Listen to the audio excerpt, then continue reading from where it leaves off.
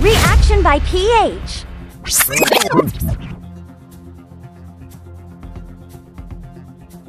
Magandang araw po sa inyo lahat, Luzon, Visayas, Mindanao. Ayan, meron po tayong mga bagong balita. Ito'y kapapasok lang. General Torre, ayan, pinag-re-relieve na. Tinanggal sa peso bilang Chief PNP. Ayan, maraming salamat po sa lahat pala ng subscriber at nanonood sa ating mga programa. Ito po, panoorin po natin na mga video clips na patungkol ito kay General Torre na tinanggal ni sino po nagtanggal? Si Remulla, si Bersamin o ang Pangulo? Ayan po, i-comment nyo lang po sa comment section natin kung sino nagtanggal. So hindi pa po natin alam kung sino talaga may pakana. Ayan. At saka ito po, shoutout sa ating kaibigan, si Reaction TVPH. Ito po, panoorin na po natin, no? Kapapasok lang po na balita, tinanggal sa pwesto si PNP Chief General Nicolas Torre III. Yun lang. Yun lang. Reaction TVPH, nagbabalik reaction. Napakaganda po naman pag-uusapan natin ngayon mga ka-reaction ha. Mantagin po ninyo, may tumawag po sa akin, natutulog pa ako May tumawag May tumawag, natanggal na daw si Torre. Ito nga mga ka-reaction, kinonfirm na po, confirmation na po. Ito, pakinggan muna po natin bago po tayo mag-react. Si Torre po ay natanggal na bilang Chief PNP. Tinanggal po siya ng mga Remulla. Ito, nililinawin po natin yan ha. Hindi po. Tinanggal po siya ni Bongbong Marcos na hawak sa leg ng mga Remulla. Hindi po siya hawak sa leg ng mga Remulla. Hawak siya sa leg ni Bersamin. Hindi siya weak leader. Ano lang siya, ghost leader. Ito po, pakinggan po natin mga ka-reaction. Flash Report! Siyempre may flash report po si Christian Yusores, kaya ako sa tinatanong kung may ganap Christian, go! Yes, Alvin, kakakumpirma nga lang ngayon ng Malacanang na nirelieve sa pwesto ni Pangulong Ferdinand Marcos Jr. si PNP Chief General Nicolas Torre III. Batay dito sa kopya ng sulat mula sa Office of the President, ang petsa ay August 25 ay kahapon at nakasaad din dito na para daw sa pagpapatuloy at epektibong pagpapaghatid ng public services ng PNP ay pansamantala muna siyang nire-relieve sa pwesto at inaatasan na i-turn over muna yung kanyang mga dokumento at iba pang mga impormasyon na hawak ng hepe ng PNP sa kanyang opisina habang wala pang ina-assign o itinatalaga bilang kapalit na pansamantala bilang PNP chief. Ang permado dito sa dokumento ay si Executive Secretary Lucas Bersamin sa ilalim ng utos ni Pangulong Marcos Jr. Bakit Ayan po, ang balita po wala pa daw sabi nila. Pero ang latest po ngayon, may kapalit na po siya. Tunghayan natin sa dulo ng video to, makikita natin sino ang papalit sa kanya. At may press conference din po si John Vic Remulla. Ayun, no? So yung pa pong hindi pa po nakapag-subscribe sa ating channel, mag-subscribe na po kayo at maraming salamat po. Isang subscribe lang, masaya na tayo, no? So ito po, ituloy po natin. Yan. Siya tinanggal. Bakit tinanggal? Hindi pa na retirable na ba si Hindi pa. Hindi pa, diba? Hindi pa, bata may something. Bakit siya pinalitan na Christian? Oo, kasi nung ito mga nakaraang araw at linggo, natabunan lang siguro ng mga malalaking issue, Alvin, pero meron ding umuugong na problema dyan sa PNP. Kung nababalitaan natin, may mga umalma doon sa mga unang utos ni PNP Chief Torre, partikular na nung nagkaroon siya ng balasahan sa ilang mga matataas na opisyal. Umalma yung Napolcom dito parang kine-question yung utos ni General Torre na balasahan doon sa ilang matataas na opisyal ng PNP. May mga backlash din ito, no? May mga kumontra din doon sa NAPOLCOM, may mga nagpaabot ng suporta kay General Torre. Pero sa ngayon medyo may gray area pa lamang kung ano ba talaga yung desisyon o yung naging dahilan ng Pangulo kung ito ba ay related dyan sa nagiging problema sa PNP. Pero sino daw ang kapalit in the meantime? Sa ngayon, wala pang binabanggit ang Palasyo. Doris, abangan natin siguro sa mga susunod na oras kung ano yung update mula mismo sa Malacanang, kung sino ang posibleng humalili muna bilang tagapamuno ng Philippine National Police. Yung nasa memo, ang nag-relieve kay PNP Chief, si Pangulo mismo o si Executive Secretary? Si Pangulo mismo mula sa Office of the President ito, Alvin. Okay, sige. Maraming salamat. Thank you. Maraming salamat kay Christian Yusores. Si Pangulo daw. Baka si Remula de lalaki. Baka si si Jombik hindi si Pangulong Ghost Bongbong Marcos. Mga ka-reaction, ito na po, nangyayari na po ang sinasabi nilang dito hindi po kayang tayuan ni Bongbong Marcos ang kanyang mga sundalo.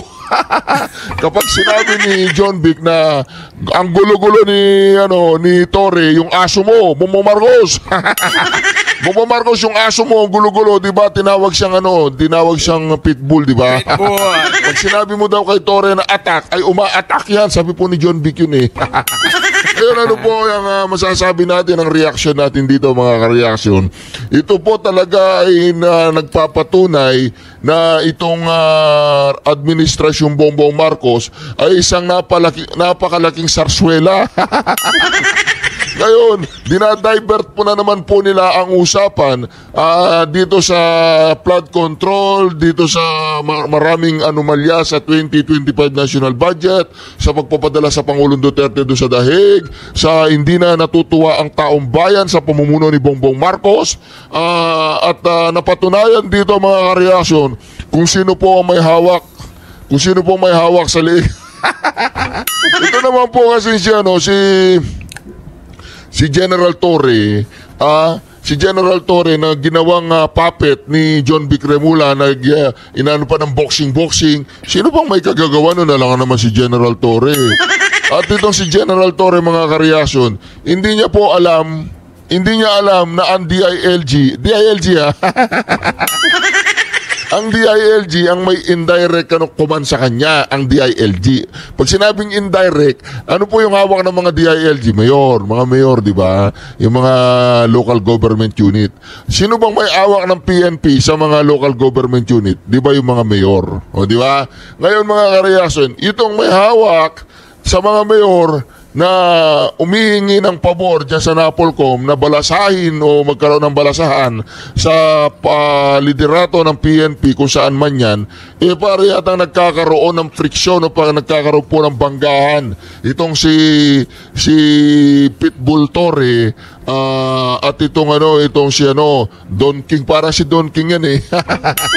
Para si Don King, si John Vic Remula, di ba yung boxing. Ginawang gago si Torre doon sa boxing. Hindi naman mangyayari yan kung walang basbas yung si Marcos Jr. tsaka itong si John Vic Remula Diba ngayon napapatunayan na lang natin, mga kareaksyon, na ang may hawak sa liig kay Bongbong the Ghost President ay itong mga Remula. At itong sino ba? Siyempre si Bersamin, sino ba? Ano bang alam ni Bongbong Marcos? Drop out nga yan eh. Wala nga natapos yan eh. Wala nga degree yan eh. Siyempre hawak siya na may mga pinag-aralan. Di ba? Katulad ni Bonjing Remula. Saka itong si retired Chief Justice Bersamin. Pakinggan po natin ngayon, mga ka-reaction. Siyempre, kanino tayo kukuha ng impormasyon? Sa isang dating nasa uniforme. Itong si General Viewpoint. Humingi po tayo ng punto de vista sa kanya. Siyempre, di ba? Mga kaibigan, bigyan natin ng reaction, opinion itong post ng News 5 30 minutes ago. Para sa mga DDS, good news sa atin ito. Torre relieved as PNP chief. Ayun! Sinabi po ni General Viewpoint na good news daw sa mga DDS ang pagkakawasak kay Torre o pagkakaransak. Yan po ang tinatawag natin si Torre ngayon, pag bumaligtad si Torre, kasi wala ng power si Torre ngayon mga ka-reaction Wala ng power. Ang mangyayari ngayon, lahat ng katarantaduang ginawa ni Torre, haharapin niya mag-isa. Buntot mo, hila mo. Oy, Torre, tangina naman pare, ano ginawa sa'yo? Umanda ka, Torre. Nilaglag ka na. Nilaglag ka na ng mga amo mo. Ngayon, buntot mo, hila mo ngayon, walang yaka. Tapang-tapang mo, utangin ng Torre niya. Ang tapang-tama ngayon, linaglag siya. Nilaglag siya ng administrasyon, ghost president. Di ba mga ka-reaction? Nilaglag po siya mga ka-reaction. Ang tinutukoy ko pong ghost president dito, yung president namin dyan sa Toda. Nilaglag po siya mga ka-reaksyon. Nilaglag na po siya ni Bongbong Marcos. O di ba? Ang pinaka-weak leader sa buong planeta. Ngayon mga ka-reaksyon, ang nangyari po, dahil si Torre ay nilaglag na, buntot niya, hilan niya ngayon, humanda ka Torre. Ang dami mong kaso nga harapin na mag-isa. Executive Secretary Lucas Bersamin confirmed that PNP Chief Police General Nicolas Torre has been relieved from the post, effective as soon as possible, according to a letter sent to Torre this Monday. So kahapon, ngayon lang na-publish. So basahin ko yung ito. So, yun po, no? Napanood natin ang kay reaction TVPH. At panoorin naman po natin yung kay John Vic press conference tungkol po kay Torre, no? Ito po. I have a statement from our department. The palace affirms that President Ferdinand Marcos Jr. has made the difficult but necessary decision to relieve PNP Chief Police General Nicolas Torre III of his duties. Yun. The President believes that his national security apparatus must always work within the framework of the law. With the recent developments, the President was presented with the facts, and he determined that the best course of action is to uphold the role of NAPOCOM as it was intended by law. As part of this resolution, the President decided to relieve Police General Torre. This was not an easy choice, but it was made in the national interest. The President is committed to ensuring a unified direction. Ayan, so i-post na po natin, no? So sila na mismo ang presidente ang pinagre-relieve na po si General Torre, no, bilang dating PNP chief, na. So parang may mga nangyayaring hindi natin na alam sa loob ng kanilang administrasyon, no? So hindi pa natin alam kung anong mangyayari, kung totoo ba kayang ito gawa-gawa lang para may pantakpan na naman, no? Baka may pinagtatakpan na namang iba dahil dito sa Ghost Project, no? O palagay ko para matakpan na naman ang Ghost Project, pinasok na naman yan, no?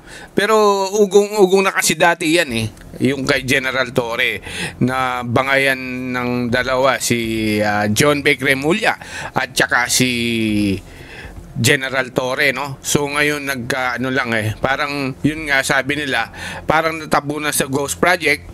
Ngayon naman pumasok naman ngayon dito kasi tinatabo na siguro ang Ghost Project. So hindi natin pa alam, malay mo may mga collateral o mga